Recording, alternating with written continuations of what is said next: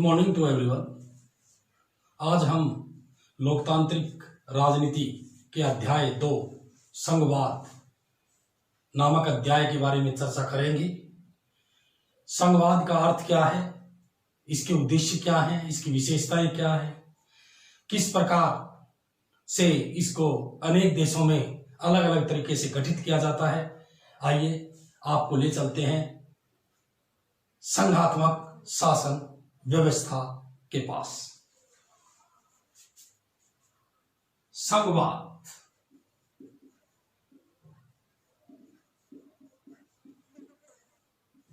का अर्थ, संघवाद का अर्थ क्या है? ऐसी शासन व्यवस्था जिसमें दो या दो से अधिक स्तरों पर सरकारें पाई जाती हैं, उसे हम संघात्मक शासन व्यवस्था कहते हैं। इसके विपरीत जो शासन व्यवस्था होती है वो होती है एकात्मक शासन व्यवस्था।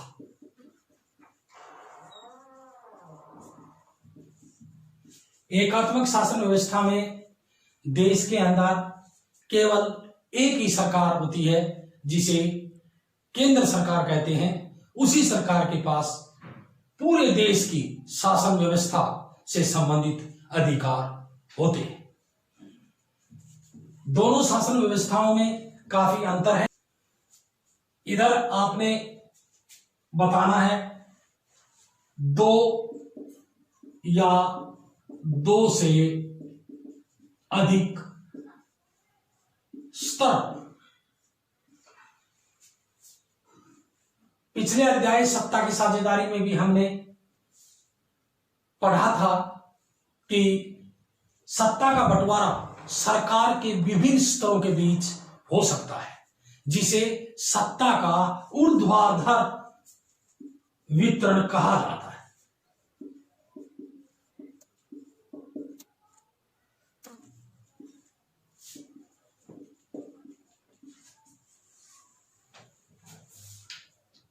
क्योंकि सत्ता का ऊर्ध्वाधर वितरण सरकार के विभिन्न स्तरों के बीच पाया जाता है, और जहां पर दो या दो से अधिक स्तरों पर सरकारें किसी देश के अंदर होती हैं तो उसे हम संघवाद या इंग्लिश में फेडरलिज्म कहते हैं। इसके बाद संघवाद के उद्देश्य।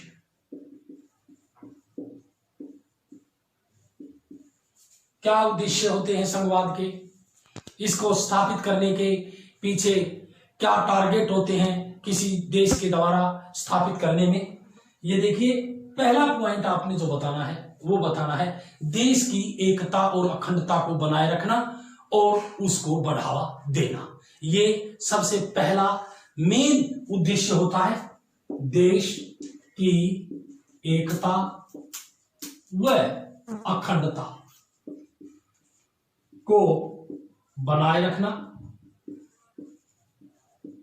तथा उसको बढ़ावा देना। दूसरा जो उद्देश्य है वो है देश के अंदर जो क्षेत्रीय विविधताएं होती हैं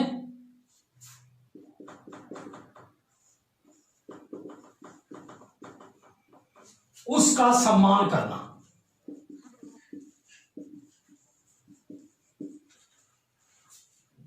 अगर एग्जाम में आ जाए कि संघवाद के उद्देश्य क्या है, तो आपने ये दो उद्देश्य प्रमुख रूप से बताने। उसके बाद हम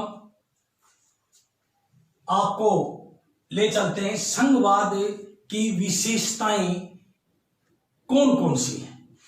कैसे पता हमें चलेगा कि किस देश में संघवाद है या एकात्मक है?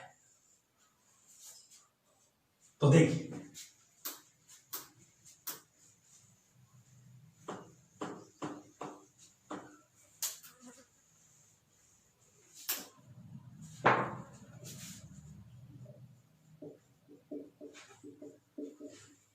विशेषताएं। पहली विशेषता तो इसकी परिभाषा में ही है कि दो या दो से अधिक स्तरों की सरकार अगर कहीं पर है तो वहां पर संघात्मक शासन व्यवस्था है, वहां पर संघवाद है। तो पहली विशेषता तो यही हो गई, दो या दो से अधिक स्तरों पर सरकारें होना। दूसरी बात, जो मौलिक प्रावधान होते हैं संविधान के अंदर, उन मौलिक प्रावधानों में केवल संसद ही बदलाव नहीं कर सकती, केवल केंद्र सरकार ही बदलाव नहीं कर सकती, बल्कि उसमें जो राज्य सरकारें हैं, प्रांतीय सरकारें हैं, उनकी भी सहमति लेनी आवश्यक होती है। दूसरा पॉइंट ये, इसमें हम लिखेंगे संविधान के मौलिक प्रावधानों में केवल अकेले संसद बदलाव नहीं कर सकती, इसमें राज्य सरकारों की सहमति आवश्यक है। तीसरी विशेषता है, केंद्र सरकार और राज्य सरकार दोनों स्तर की सरकारों के पास उनका अपना अधिकार क्षेत्र होता है। दोनों सरकार जो होती है, केंद्र सरकार तथा राज्य सरकार, दोनों, इन दोनों सरकारों का अपना एक अधिकार क्षेत्र होता है। उस अधिकार क्षेत्र में रहकर ये दोनों सरकारें अपना काम करती हैं, जो संविधान द्वारा दिया गया होता है। नेक्स्ट, न्यायालय। यदि संविधान और केंद्र सरकार व राज्य सरकार के बीच में कोई मतभेद हो जाए किसी चीज को लेकर के, तो ऐसे समय में अदालत जो है, सर्वोच्च न्यायालय जो है, उसका फैसला करता है, निपटारा करता है। नेक्स्ट,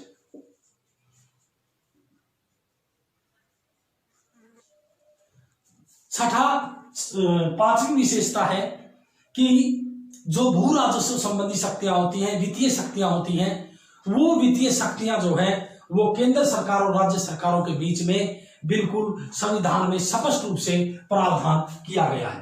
तो वित्तीय शक्तियों का बंटवारा दोनों सरकारों के बीच में किया गया। ये थी संघवाद की विशेषताएं। ये प्रश्न जो है वो 6 नंबर का पूछा जाता है। बहुत ही महत्वपूर्ण प्रश्न है ये कि भाई संघवाद की विशेषताएं लिखिए। तो इस तरह आपने ये पॉइंट्स याद करने हैं। आगे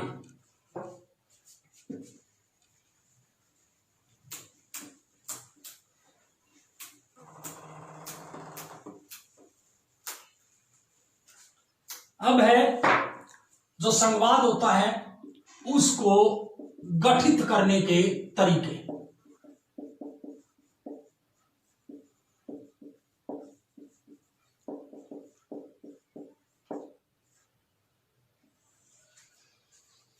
अलग अलग देशों में संघवाद को गठित करने के तरीके अलग अलग हैं। 2 तरीके होते हैं संघवाद को गठित करने के, क्योंकि दुनिया के अंदर 193 देशों में से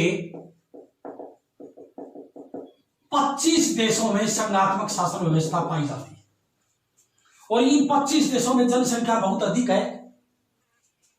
इन्हीं 25 देशों में दुनिया की कुल आबादी का 40% जनसंख्या संघात्मक शासन व्यवस्था वाले देशों में निवास करती है। तो दुनिया के अंदर संघवाद को गठित करने के जो 2 तरीके अपनाए गए हैं वो तरीके कौन कौन से हैं और किन किन प्रमुख देशों ने उन दो तरीकों में से कौन सा तरीका अपनाया है। देखिए, पहला तरीका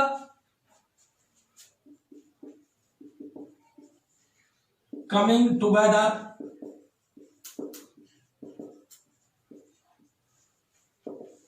फेडरेशन। कमिंग टुगेदर फेडरेशन कई बार इंग्लिश में भी ये पूछ लिया जाता है क्योंकि पॉपुलर वर्ड है ये। इसको हिंदी में कहते हैं कमिंग, आकर, टुगेदर साथ, इकट्ठे, फेडरेशन संघवाद, साथ आकर संघ बनाना। पहला तरीका यह है संघवाद को गठित करने का। और इसकी परिभाषा क्या है, इसे कहते हैं साथ आकर संघ बनाना। कमिंग टुगेदर फेडरेशन से आप क्या समझते हैं? इसमें आपने बताना है जब दो या दो से अधिक राष्ट्र मिलकर आपस में आपसी सहमति से एक दूसरे के पास आकर एक संप्रभुता राष्ट्र का निर्माण करते हैं, उसे कहते हैं साथ आकर संघ बनाना। इसमें जो विभिन्न राष्ट्र होते हैं वो अपनी प्रभुसत्ता को बनाए रखते हैं, अपनी पहचान को बनाए रखते हैं। और संघवाद का ये जो तरीका है ये संयुक्त राज्य अमेरिका में पाया जाता है। तो इसका जो उदाहरण है वो संयुक्त राज्य अमेरिका में आप देख सकते हैं। दूसरा जो देश है ऑस्ट्रेलिया को आप देख सकते हैं। तीसरा जो देश है स्विट्जरलैंड जो कि यूरोपियन देश है। ऐसे अनेक देश हैं, ये महत्वपूर्ण देश है जिसमें कमिंग टुगेदर फेडरेशन जो है वो गठित किया गया है।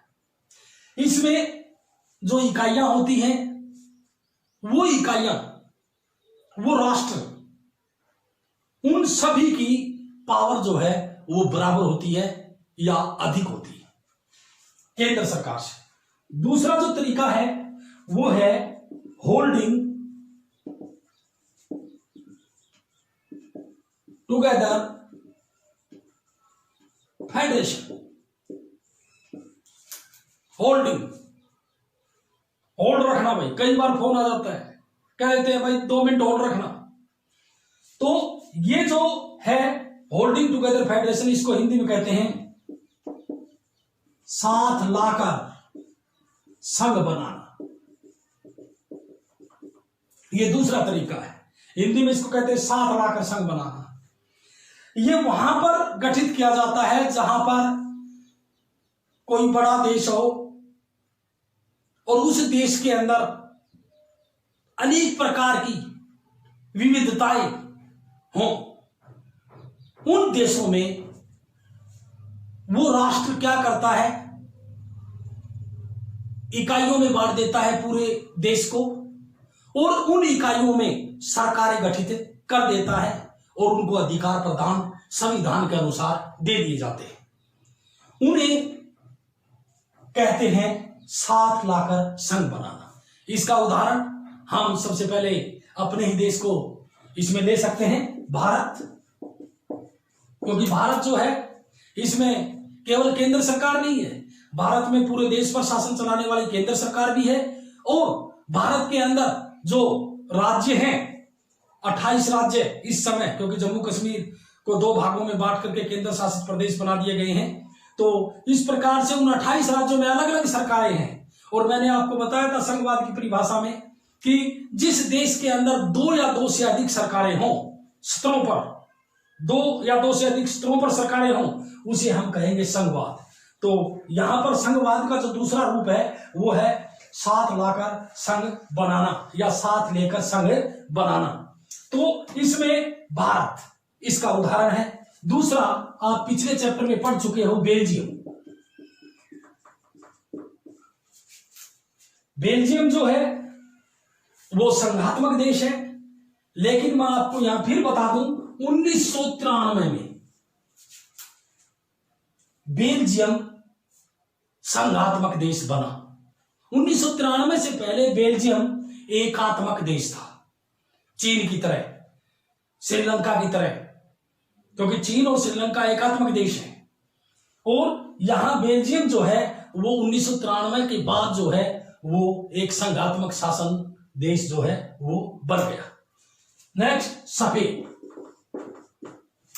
ये भी संघात्मक देश है, लेकिन संघात्मक का कौन सा रूप यहां पर मौजूद है?